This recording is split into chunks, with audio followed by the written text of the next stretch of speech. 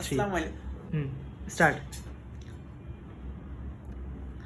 আলাইকুম। আজকের ভিডিওতে আমরা কন্টেন্ট ক্রিয়েটিভ নিয়ে একটা ব্রিফ আলোচনা করব, যেখানে আমরা কিভাবে মেটাকে বিভিন্ন কনসেপ্ট দিয়ে বা বিভিন্ন ক্রিয়েটিভ দিয়ে বিভিন্ন অ্যাঙ্গেলে বানাই আমাদের অডিয়েন্সের কাছে পৌঁছাইতে পারি। সো ধরেন পুরো এই সার্কেলটা হচ্ছে আপনার প্রোডাক্ট বা সার্ভিসের একটা বায়ার সেগমেন্ট।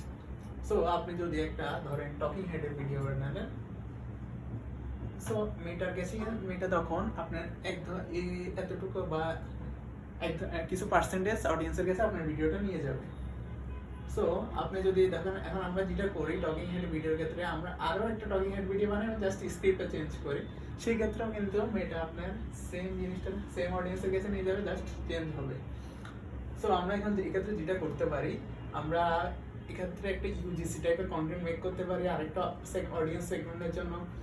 আমরা এখানে একটা এআই কন্টেন্ট গেম করতে পারি, যাতে আমাদের এই মেটা যারা এআই কন্টেন্ট কনজিউম করে তাদের কাছে আপনার অ্যাড বা প্রোডাক্ট সার্ভিসটা নিয়ে যেতে পারি। সেকেন্ড, এখানে আমরা আরও টেস্টিমোনিয়াল টাইপের কন্টেন্ট বানাতে পারি, এখানে আমরা প্রমোশনাল কন্টেন্ট বানাতে পারি।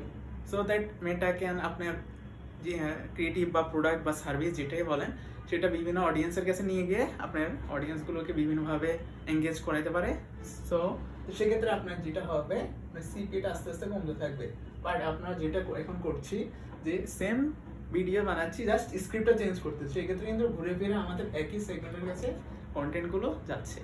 সো আপনারা এই ক্ষেত্রে এইগুলো কাজে লাগাতে পারেন, বিভিন্ন কনসেপ্ট বানিয়ে আপনি অ্যাডটা তৈরি করতে পারেন, সো দ্যাট আপনার সিপিএ বা কস্ট পার রেজাল্ট যেটাই বলেন এটা কমতে পারে।